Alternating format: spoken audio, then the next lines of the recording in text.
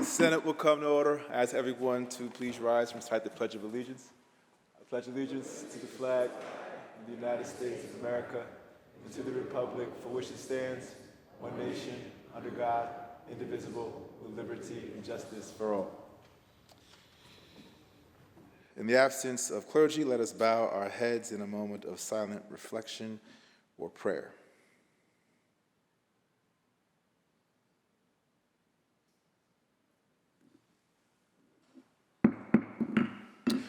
Reading of the journal.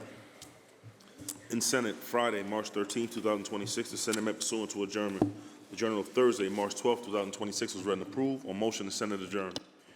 Without objection, the journal stands approved as read. Presentation of petitions, messages from the Assembly. Secretary will read. Senator Skoufis moves to discharge from the Committee on Ethics Assembly Bill number 2330, substituted for the identical Senate Bill 5843, third reading calendar 452. So ordered. Messages from the Governor, reports of standing committees, reports of select committees, communications and reports from state officers, motions and resolutions. Senator Gianaris. Good afternoon, Mr. President. Good afternoon. Have several amendments here. Amendments are offered to the following third reading calendar bills by Senator Clear, calendar 229, Senator Prasad, calendar 357, and Senator May, calendar 454. The amendments are received and the bill will retain its place on the third reading calendar. Senator Gianaris. Please call on Senator Harkin for an introduction. Senator Harkin. Thank you very much, Mr. President. You know, from time to time on this floor, we welcome dignitaries from far and wide, from New York, from around the world. Today, we have some friends visiting us from Connecticut. With us today are representatives from the Korean United Methodist Church of New Haven, as well as the Korean American Association of Connecticut. And while decorum prohibits me from mentioning names explicitly, there's also the person here who puts up with the incorrigible senator from the 40th Senate District on a daily basis. So if you please, Mr. President, please welcome our guests and offer them all the privileges and courtesies of the chamber. Thank you, Senator. To our guests, I welcome you on behalf of the Senate. We extend to you the privileges and courtesies of the House. Please rise and be recognized.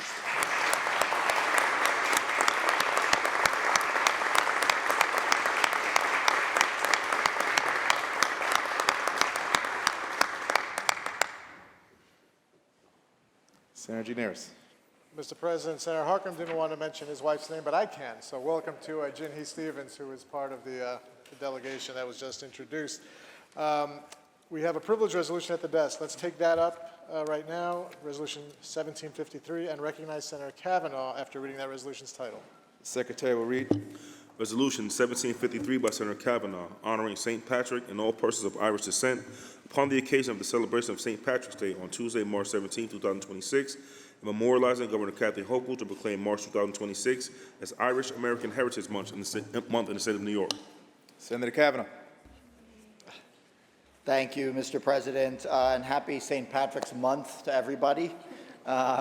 We are, as a proud Irish American whose father emigrated to the United States from County Donegal and whose maternal grandparents also made that journey somewhat earlier, it's an honor to introduce this resolution proclaiming March 2026 as Irish Heritage Month in the state of New York and celebrating St. Patrick's Day, a day that acknowledges the resilience, heritage, and enduring spirit of the Irish people and our great contributions to the state of New York.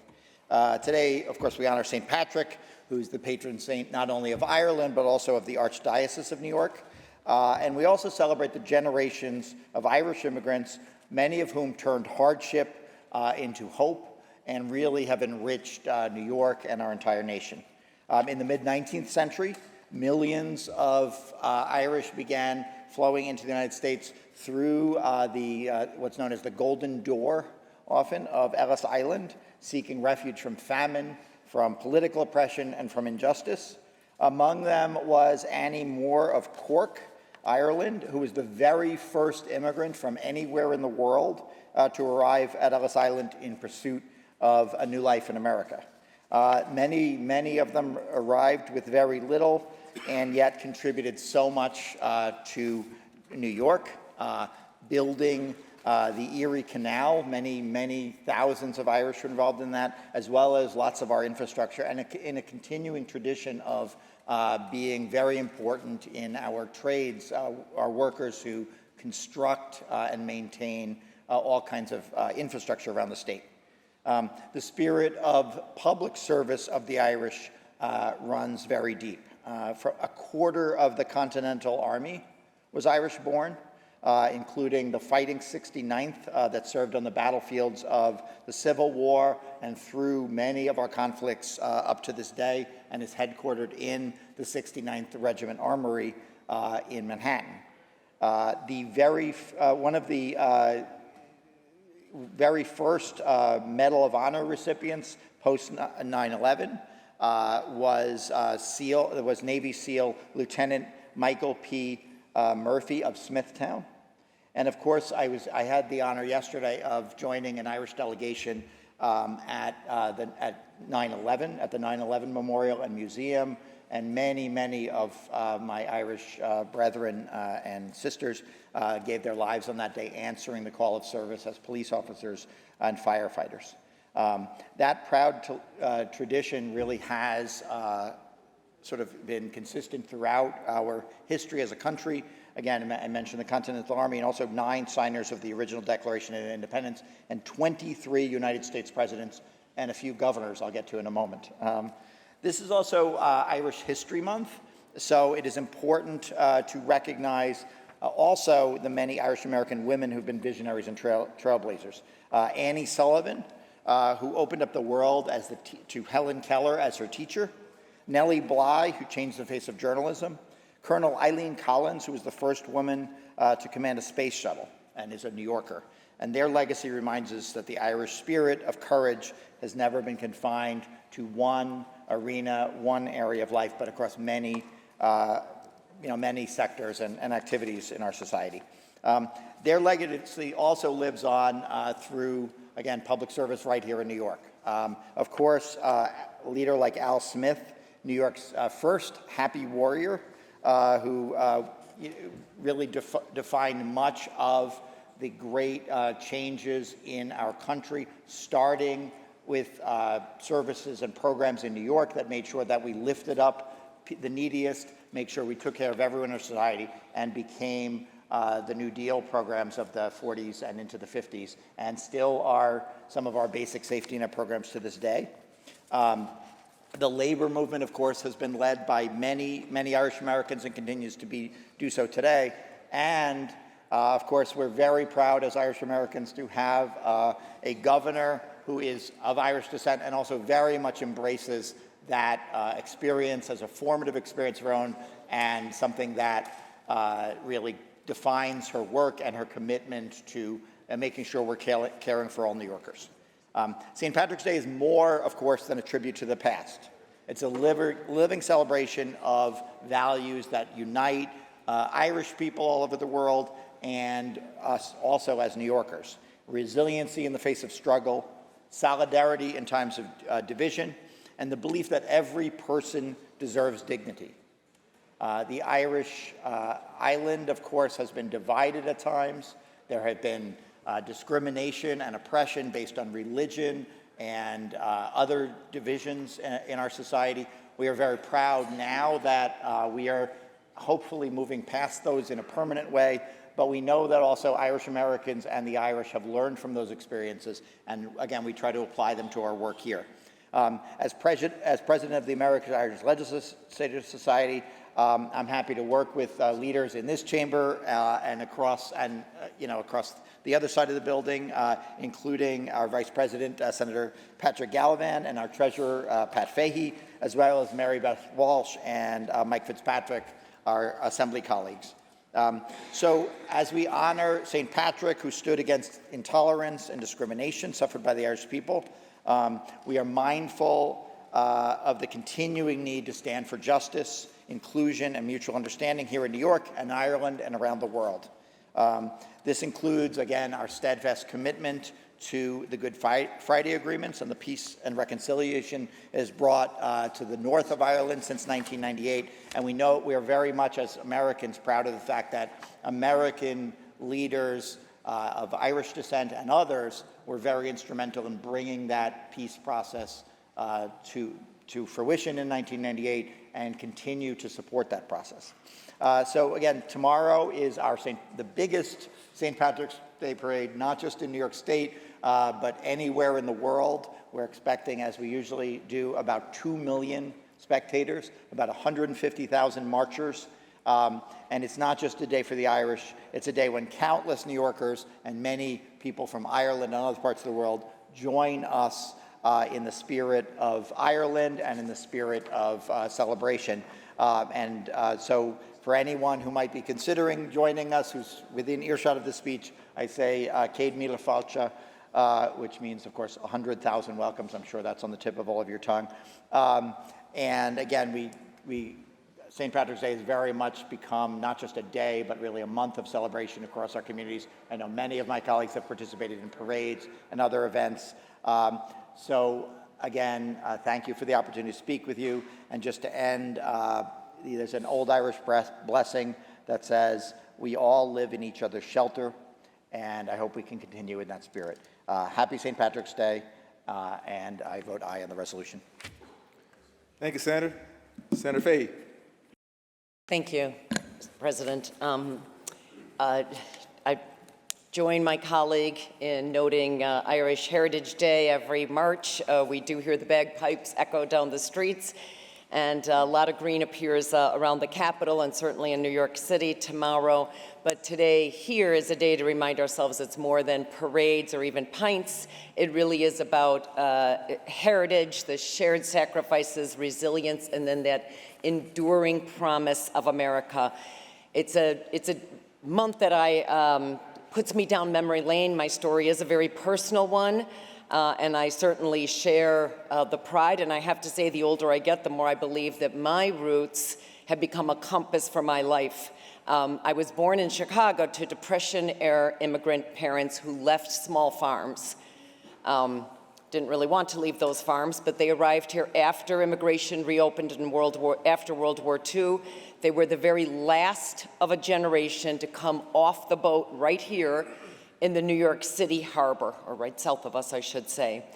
Mine is a very universal story. My parents came for the same reasons we see, again, universally, and that is that they have a chance at a job that they didn't have in their own country, and the chance that their children would ultimately have an education. Both of my parents only had a primary school education. My father had a year of technical school, but again, education was out of the reach financially for their families. So like many Irish, they helped build this country. My father started in the Chicago stockyards. My mother is a domestic servant. And as we've seen so many communities built brick by brick, many ultimately found their way into public service, and I, as their daughter, ultimately did against my father's best wishes, I have to say, or against his recommendation. But it was this unshakable belief in fairness and that opportunity, we're reminded, opportunity should never be because of where you were born, because of who your parents were, because of an accent or color of those who arrived on this shore, on these shores. The parallels to today's immigration battles are absolutely uncanny.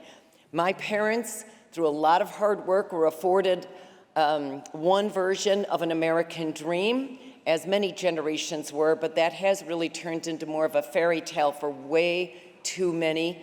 And we have seen Lady Liberty's torch dim in recent years, dim with the lack of opportunity and that unshakable belief in fairness that we experienced and grew up hearing about.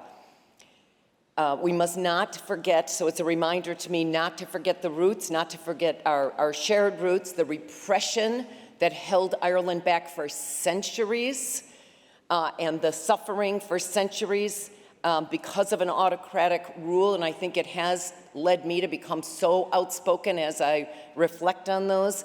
But it's also that spirit of community, perseverance, and standing up for the underdog that the Irish have done so much on.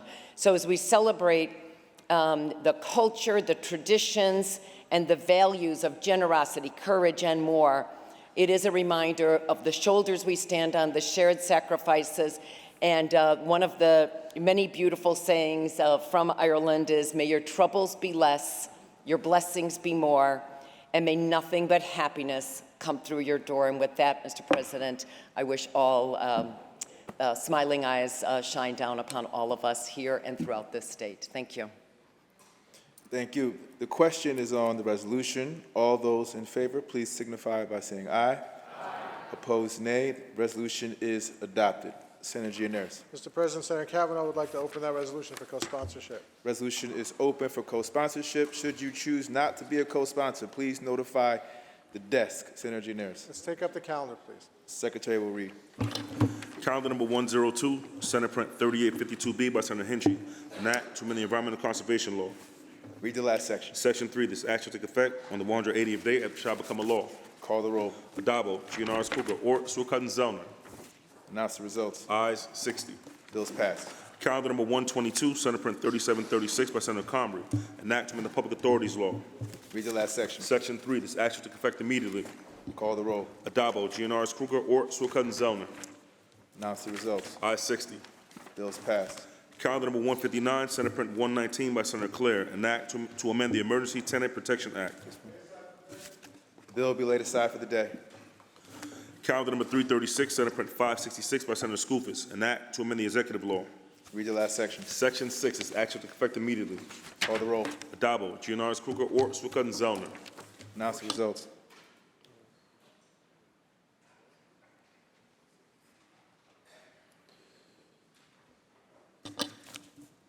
Announce the results. In relation to Calendar 336, voted in the negative are Senators Ort, Rhodes, and Walzek. Ayes 57, nays 3. Bills passed. Calendar number 366, Senate Print 630 by Senator Stavisky, an act to amend the Criminal Procedure Law. Read the last section. Section 2, this act shall take effect immediately. Call the roll. Adabo, Gianaris Kruger, Ort, Sukkot, and Zellner. Announce the results.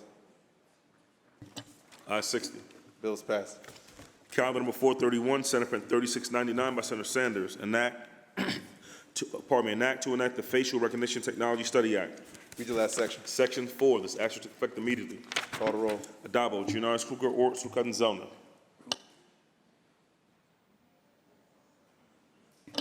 Announce the results. In relation to Calendar 431, voted in the negative are Senators Rhodes and Walzek. Ayes 58, nays 2. Bills passed. Calendar number 446, Senate Print 1052 by Senator May, an act to direct the Department of Economic Development to move the Central New York Welcome Center to the Equal Rights Heritage Center in the city of Auburn. Lay it aside. Calendar number 452, Assembly number 2330 by Assemblymember McDonald, an act to amend the legislative law. Read the last section. Section 2, this act shall take effect on the 30th day after it shall become a law. Call the roll. Adabo, Gianaris Kruger, Ort, Sukkot, and Zellner.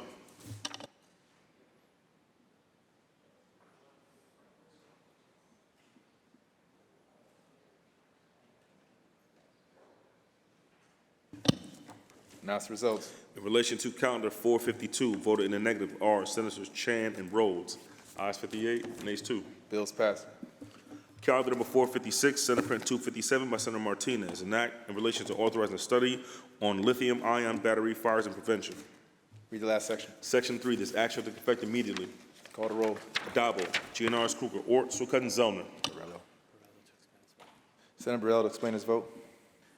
Thank you, Mr. President. I certainly support this bill. I think it's important, but I find it rather ironic or dangerous that we are proceeding forward with this electric school bus mandate without actually having a study on something like, are these things going to start on fire? We're already watching kids freezing because they're turning off the heat in order to complete their routes in the rural areas that I represent, and we really need to pump the brakes on this, no pun intended. This is one of many things that we should be studying before we're going to put our children on a bus that could be potentially deadly. I'm supporting this, but I really would like some more common sense when it comes to the overall electric battery mandates. Thank you.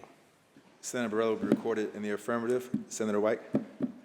Thank you, Mr. President. I rise to explain my vote today, although I also agree with today's bill. Today's bill is a study on lithium-ion battery fires, which pose a huge safety and environmental concern. I have a bill, of course, that prohibits the mandate that requires school districts to purchase, operate, and maintain electric buses, since we don't even know how to stabilize, prevent, or extinguish these fires. The fact that we're passing this bill today certainly shows that everyone who votes yes on today's bill is also concerned with the safety of electric buses and the children that we're mandating to ride on them. Thank you. Senator Reck will be recorded in the affirmative. Announce the results. Ayes 60. Bills passed. Calendar number 473, Senate Print 5779 by Senator Fernandez, an act to amend the education law. Read the last section. Section 4, this act shall take effect on the 1st of July.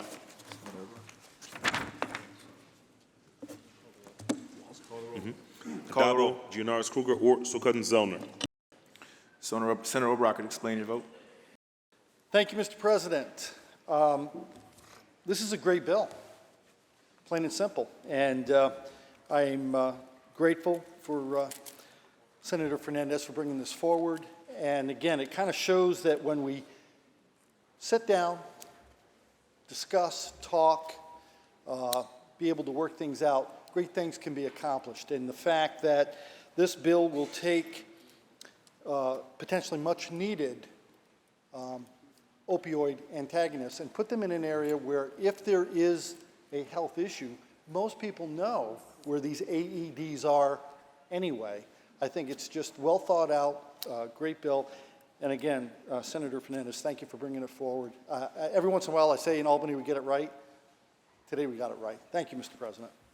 Senator O'Brock will be recorded in the affirmative. Senator Fernandez to explain her vote. Thank you, Mr. President. And through you, I really want to thank the comments by my colleague here, because this is a very common sense approach.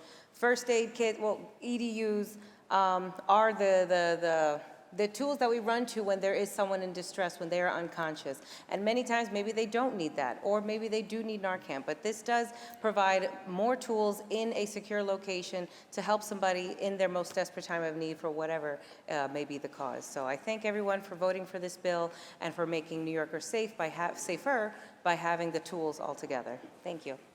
Thank you. Announce the results. In relation to calendar 473, voted in the negative, Senator Warzik. Ayes 60, nays 1. Bills passed. Calendar number 474, Senate Print 410 by Senator Granardes, an act to amend the civil practice law and rules. Read the last section. Section 4, this act shall take effect immediately. Call the roll. Adabo, Giannaris Kruger, Ort, Sukudden, Zellner.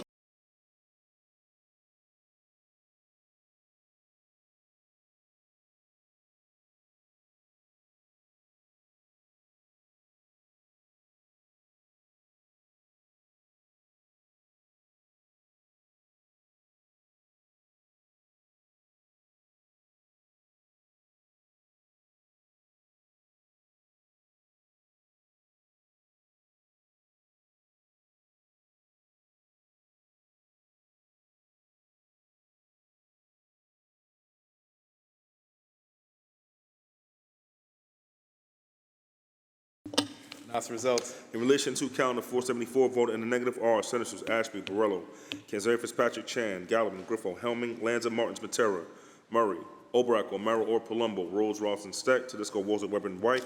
Ayes 39, nays 22. Bills passed. Calendar number 479, Senate Print 2627A by Senator Kavanaugh, enactment of the real property law. Read the last section. Section 2, this act shall take effect immediately. Call the roll. Adabo, Giannaris Kruger, Ort, Sukudden, Zellner. Announce the results. In relation to calendar 479, voted in the negative, Senator Walzik. Ayes 60, nays 1. Bills passed. Calendar number 483, Senate Print 661 by Senator Giannaris, an act to amend the insurance law. Read the last section. Section 2, this act shall take effect on the 1st of January. Call the roll. Adabo, Giannaris Kruger, Ort, Sukudden, Zellner. Announce the results. Ayes 61. Bills passed. Calendar number 517, Senate Print 5116A by Senator Clear, an act to amend the education law. Read the last section. Section 2, this act shall take effect on the 90th day if it shall become a law. Call the roll. Adabo, Giannaris Kruger, Ort, Sukudden, Zellner. Announce the results. Ayes 61. Bills passed. Senator Nurse. That completes the reading of today's calendar. Mr. President, not since Abraham Lincoln and Stephen Douglas in 1858 have a series of debates taken on such great importance as those between Mark Walsick and Rachel May. So let's take up the controversial calendar to hear the next installment, please. The Secretary will ring the bell. The Secretary will read. Calendar number 446, Senate Print 1052 by Senator May, an act to direct the Department of Economic Development to move the Central New York Welcome Center to the Equal Rights Heritage Center in the city of Auburn. Senator Waltrip, why do you rise? From the party of Lincoln, Mr. President, I rise in hopes that the sponsor will yield for some questions. Does the sponsor yield? Mr. President, I am happy to debate this bill once again. The sponsor yields. In 2018, the state spent $10 million to build the Equal Rights Heritage Center, which opened in 2018. Is that correct? Through you, Mr. President, I don't know the price tag on the building. Through you, Mr. President, would the sponsor continue to yield? Does the sponsor yield? I do. The sponsor yields. So at the time that the state spent $10 million to build the Heritage Center in the city of Auburn, it was under agreement that the city of Auburn was going to run the operations, be responsible for running the operations of the Equal Rights Heritage Center. Is that correct? Through you, Mr. President, there was an understanding that the Central New York Welcome Center would be placed in the Equal Rights Heritage Center, and the normal funding for a Welcome Center would contribute to the operating expenses of the center. Mr. President, would the sponsor continue to yield? Does the sponsor yield? I will. The sponsor yields. But the CNY Welcome Center was actually placed in Destiny, USA, not in Auburn. Is that correct? Through you, Mr. President, that is correct. As far as we can tell, there was some side deal made between Governor Cuomo and the mall developers to shift the plan and put the Welcome Center at Destiny instead. And through you, Mr. President, would the sponsor continue to yield? Does the sponsor yield? I do. The sponsor yields. And in the Heritage Center's first year of operations, they received $50,000 from the state of New York to help the city of Auburn with operating. Is that correct? Through you, Mr. President, I don't know. I wasn't in office at that time, and I didn't represent Auburn at that time either. And through you, Mr. President, would the sponsor continue to yield? Does the sponsor yield? I do. Sponsor yields. You may have been in office in 2025 when the city received $200,000 from the state. Is that figure correct, $200,000 for the operations to help the city of Auburn run the Heritage Center? Mr. President, that is correct because I have advocated each of the last few years to get some operating funding into the state budget to replace what was lost by losing the CNY Welcome Center designation. And through you, Mr. President, would the sponsor continue to yield? Does the sponsor yield? Yes. Sponsor yields. Yeah, so I noticed you once again provided $200,000 for the city of Auburn for the operations of the Heritage Center in your one-house budget. The city says that it costs about $234,000 annually to run. Is that correct? Through you, Mr. President, that sounds right to me. And through you, Mr. President, would the sponsor continue to yield? Does the sponsor yield? Yes. The sponsor yields. Destiny USA is actually, so it's a mall in Syracuse. It is the top 20 most visited shopping centers in the nation with over 20 million visitors per year. The Equal Rights Center gets about 8,000 visitors a year. Is that correct? Through you, Mr. President, I don't know that number, but that sounds very low to me. There are always people there when I go. And through you, Mr. President, would the sponsor continue to yield? Does the sponsor yield? Yes. The sponsor yields. Yeah, in their annual 2024 report, I can read you the specific number, a total of 8,206 walk-ins. That was an increase of 3,000 visitors over 2023, so headed in the right direction, but falling pretty short of 20 million where the visitor center is currently. My question is Onondaga County in support of moving the visitor center from their county into the county of Cayuga in the city of Auburn? Through you, Mr. President, This isn't a decision for Onondaga County, this is a decision for the state of New York. And I would also say the Visitor Center actually is a gathering place. There are events that take place outside of it all the time, and so I don't know if they're clocking every single person who comes in there. But Destiny Mall also, some of those numbers of visitors are very old, to be honest, and it is, I would say there's been a significant drop-off, especially now that Canadian visitors aren't coming to Syracuse anymore. Through you, Mr. President, would the sponsor continue to yield? Does the sponsor yield? I will. Sponsor yields. In fact, at least in their 2024 report, they do clock combined events and tours total, adding another 6,400 of combined events and tours. I assume that's things outside of the Heritage Center that rally there, to include the No Kings Rally that was held on October 18th at the Heritage Center, or on January 22nd, a Democrat running for county court judge having their announcement in the Heritage Center. My question, are there any Republican events or conservative events ever held at the Heritage Center? Through you, Mr. President, I don't have a list of events that are held there, but I do know there are a lot of community events that occur outside the center, and I'm sure some of them are, at the very least, nonpartisan, if not Republican organized. I don't know. And through you, Mr. President, would the sponsor continue to yield? Does the sponsor yield? I do. Sponsor yields. City of Auburn is often called Prison City for very good reason. There were a number of events in Auburn this time last year as corrections officers were fighting for safety on their job. Were any of the corrections officers' rallies held at the Heritage Center? Through you, Mr. President, I don't know the answer. And through you, Mr. President, would the sponsor continue to yield? Does the sponsor yield? Yes. Sponsor yields.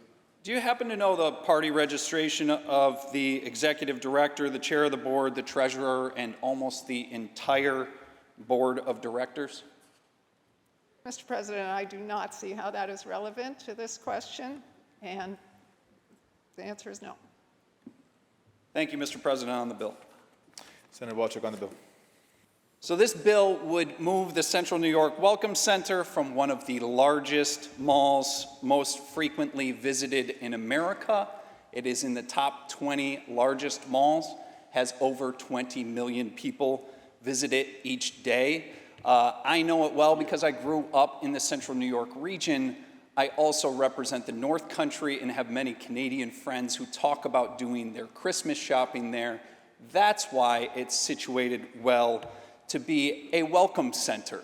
The area where you've got 20 million people in Central New York showing up to shop is a great way to welcome them to the state of New York, show them some of the products that we make in the state of New York, and show them some information that they may spread out to communities, even like communities of Auburn. It's a great place to advertise for Prison City. It's at the confluence of Route 81 and 90, making it very easy for many visitors, even with traffic changes, still very easy for many visitors across the state of New York. But on top of the strategy of this, what bothers me the most about this bill is that the city of Syracuse and the county of Onondaga, where the CNY Welcome Center is situated today, haven't asked for this, haven't approved of this, and would agree that in Central New York, Syracuse is the beating heart. That makes sense for CNY to have the Welcome Center there and well-placed in the area where people most frequently visit. So it doesn't make strategic sense for us in this body to move CNY's Welcome Center out to the city of Auburn, and no offense to Prison City. I'm sure they love the visitors. But when you look at everything from, actually, if you should know, and you should know, parking was taken away from the city of Auburn. Many residents at the YMCA weren't happy having to park out on the street. Actually, at the Syracuse Mall at Destiny USA, parking is free, and people, 20 million of them, are already showing up to shop there. So moving this into the city of Auburn could even cause more consternation.